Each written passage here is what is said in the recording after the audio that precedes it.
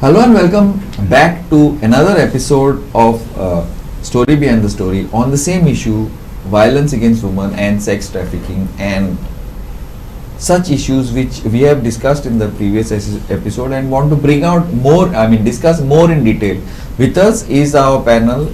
Again, I will introduce them. Prakash Kamath, senior journalist. Prakash Bab, welcome to our show. Ada Viegas from Bala Checkboard. Ada ma'am, welcome to our show. Arun Pandey from Earth. Arun Bab, welcome to our show. And last but not the least, Juliana Lower from Earth also. Juliana ma'am, welcome to our show. Prakash Bab, yeah. Now we were discussing about how media report in the break. We discussed a few things. So you tell us, how should media improve? How should we actually sit and do it so that you put some pressure on? Yes. We are supposed to be the fourth pillar. Yes. So pressure on the other three pillars. I will give you a simple example. Recently, some months back, a few months back, Supreme Court came out with a path-breaking judgment. But what were the headlines in all India leading prominent channels and these electronic media? That Supreme Court has legalized prostitution. Arun immediately WhatsApp to me, Prakash, this is happening. Then we worked out on something and we started releasing. What Supreme Court has done is decriminalized this sexual commercial activity. So victim has been given protection which was not there earlier. Victim was treated as a accused. So if media so superficially starts talking about it, so you are sensationalizing. So what should we do? What should the media do? Yes, media should have proper, we should have proper resource awareness should be there. We should also get people like Arun to sensitize and train our media people. Understand the issues first and then go to report. Because by doing this, here what happens in Goa especially is that it is so fast this is one of the parts which is related to tourism. So that pressure also is there from the tourism lobby, naturally, because revenue comes from tourism lobby to much extent also. So that kind of thing, we have to be very careful, I feel, when reporting. At least now that simple example is when you are projecting in such a manner this issue, it will catch up.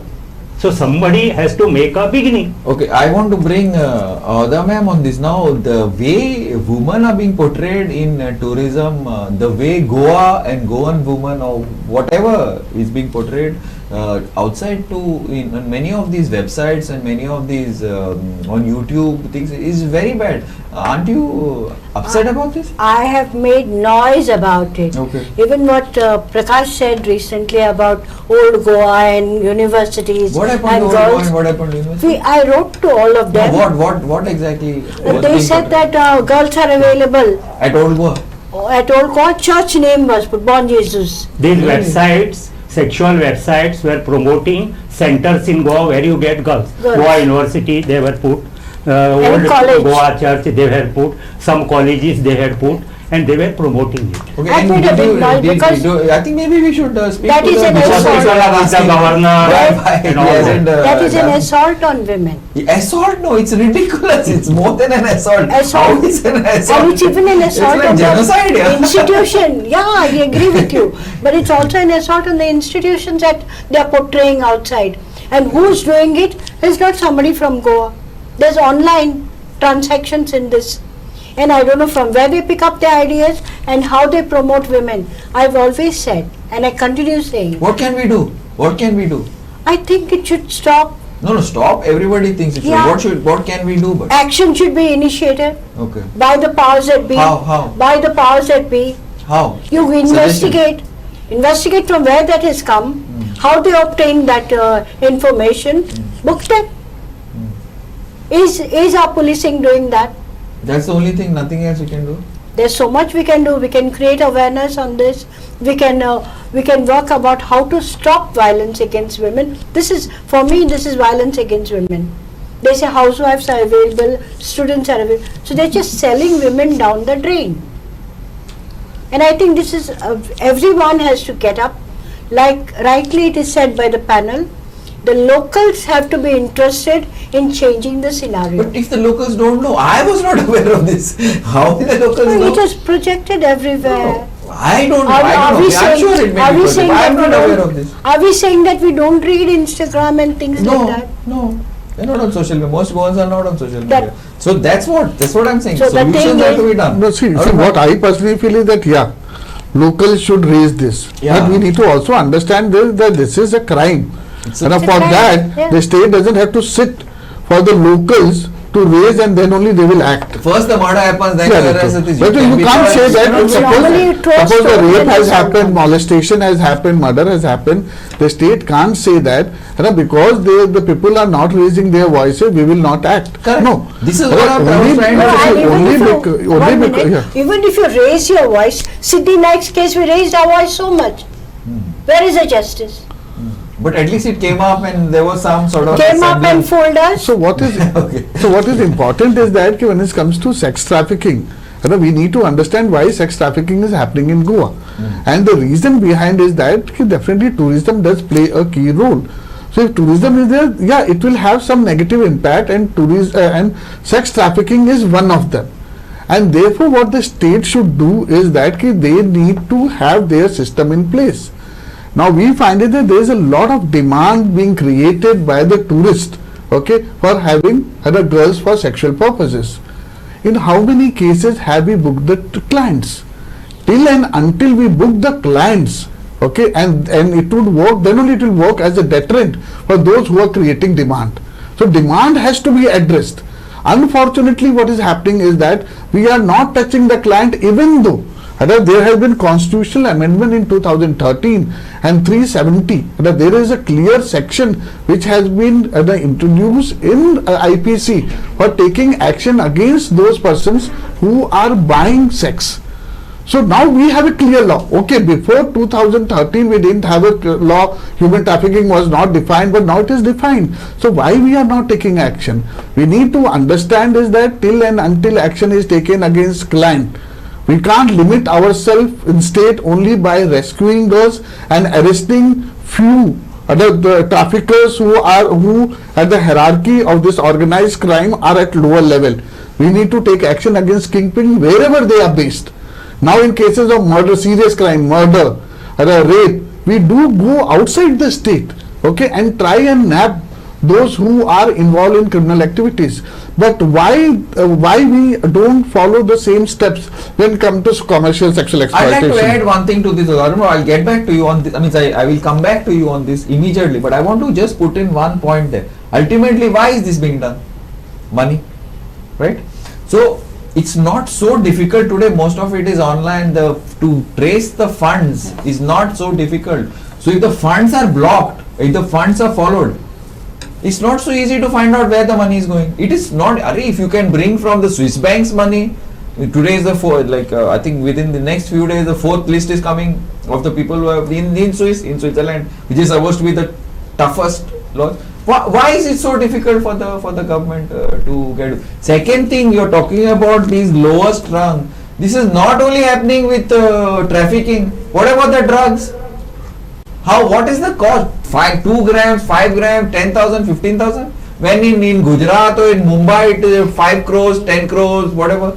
You mean that only 2,000, 5,000, 10,000 rupees drugs are being sold in Goa? Is that possible? It is not possible. So I don't really know whether it is the inefficiency of the implementing agencies, the police, the cops, or there is some nexus if these people are not being caught.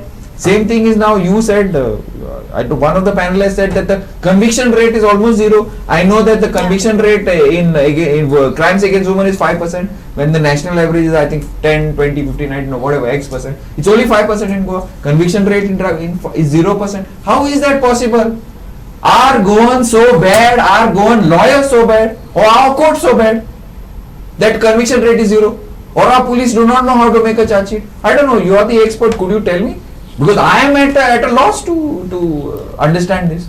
Or I think I will put Prakash Babu on the spot, since he is experienced in No, so why are we so bad? Are Goans so bad? Our lawyers so bad that we cannot get one conviction in all these things? People that have been traffic? Arun will be in better Yes, position yes, because they fight these cases. You see, what we say is that, see, if you go to see, come to the laws, whether the laws related to sex trafficking are one of the very progressive laws in India. Correct. And there have been various provisions made, including of prosecution. There is a provision for special court, okay, to be established in each district for the trial of sex trafficking cases. Unfortunately, Goa being a destination state, we haven't set up these court.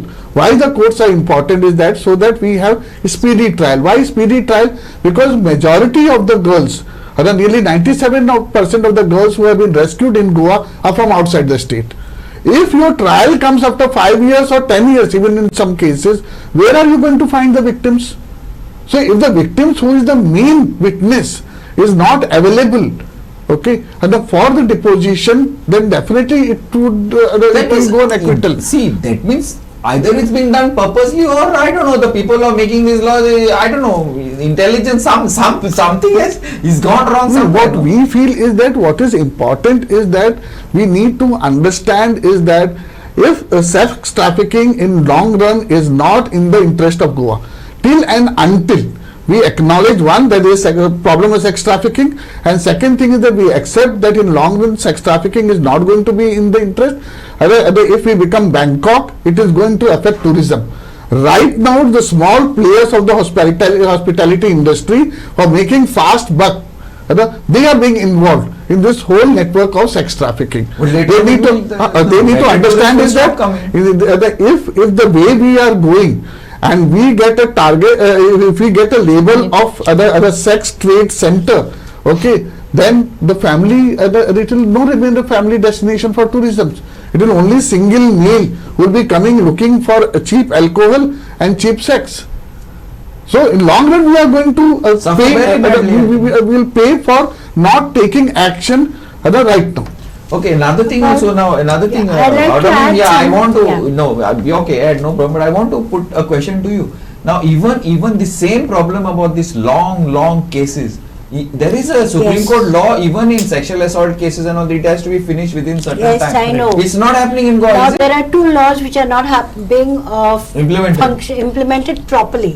One is DVA, the Protection of Women from Domestic Violence. Okay. Now you're supposed to finish the case in 90 days. And then it happens. Where is it happening? It's happening? Not at all. Why? Not at all. We are lingering with our women victims in the courts. Probably, Like so they that provide. the case can get squashed and it goes out maybe. So I think we don't even have a protection officer. We need to have a and we protection need to officer have which is pro- under yeah. DV Act. So do we have a protection officer in each taluka? We No. have a protection They are officer. given additional. A person is given an additional charge. So a BDO is holding BDO plus What protection BDO officer. knows about BDO? So that's why you need a protection cannot do officer. properly. Exactly. When you talk about domestic violence to be We- implemented, you need to have a protection Yes. officer. Then things will As get women's implemented. activists, right from the time the act came in place, we have said you need to have a protection officer in every taluka. In They every have taluka. multiple functions. Then after This that, is their last function. Yes. And they are not aware also. They are many not times. aware. Probably they don't know what they Yes. have to do. They will ask you. This is why You're we making a need- revenue officer Yeah. look into the Exactly. welfare issues. How? Yeah. How? It's not humanly possible. Tomorrow, if like I am a journalist, somebody asks me like, why don't you go and work in some steel mill? What will I know? I will- see. I will not know anything. I will tell Maintenance, you. maintenance order, 1 minute, Prakash. Yes, Yeah. yes. Maintenance order that is passed by the block development, by the court. That copy should be sent to the police for implementation. That doesn't happen. Then who is So it the sent man to? doesn't pay maintenance at all. The woman who has been already abused, has no money to go back to the court and file for a contempt. So it's stuck there. Then all her personal belongings are still in the house. We need to move to get her personal belongings out, because without that she cannot function. Children are with her, she cannot feed her children, she cannot pay her fees. Should she be a burden on NGOs, or should she be a burden on society, or should the provider be made, forced, compelled to pay? Then the POXO Act. Now today we find lots of children being abused. Violence against women. Really? Children 13 to 15 or 17 to 18, this range. Is the POXO Act being properly implemented? Are the children getting justice? compensation. They say they are providing compensation. We have filed for so many compensation for all our rape victims. Not one has been given compensation. But we are getting so many awards, no? That Goa state is like so progressive, so good. What? It's awards it's awards like we are Lots of getting awards, name. so to say. No, we are also getting a name that we are the best state sometimes. No, my point is here. You again and again ask me about media. Yes. Media is obsessed with politics. This fellow, that fellow. This fellow, that fellow. Julian, I would like to bring you into this. Like you're talking about these officers.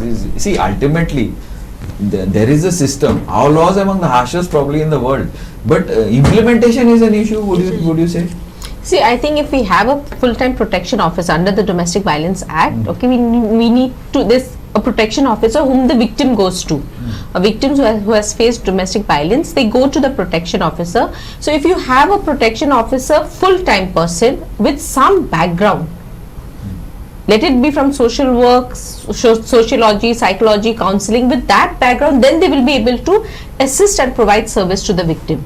Okay, because the law clearly says, see if you can speak to the victim and the person who's committing the offense on the victim, if it can be settled, right? So if at that point, or if the protection officer sees of settlement, or if they sees that the victim requires immediate services, that can be implemented. So I think if we have a full-time protection officer in each taluka as per the law, it will surely help in domestic violence cases. But I don't know. Maybe you're right. Maybe you're right. But 100% I don't agree. Why? Because the Indian male is not looking for settlement. He wants domination. In most of these cases, from what I have seen, because I remember I get calls at 2-3 in the morning. Imagine, I don't know how they get my number, but they call me up. This is happening, that is happening. He's not looking for settlement. See, if this could be a worse thing, can say, yeah, don't worry, I'll take care, and go in and things can get worse. Don't you think that? So I think, see, one is wait, let me finish. An Indian in India will pee on the roads. He will spit on the walls. He will break every traffic rule. Why doesn't the same Indian? There are most of the hotels in the US are being dominated by Indians. There is such huge numbers are in CEO in wherever Silicon Valley and so. Do they do this? I have not seen. Why? So this fear of the law is not there. Is what probably see, are you trying to say? Yeah. One is about the law. Okay. I think what is also most important. Yeah, what is most important is obviously when you have brought up the issue of gender. Okay, gender is an important issue that brings up the whole issue of domestic violence into the society. Okay, what we have been doing, and I know a number of NGOs and in fact certain schools have also started session on gender sensitization.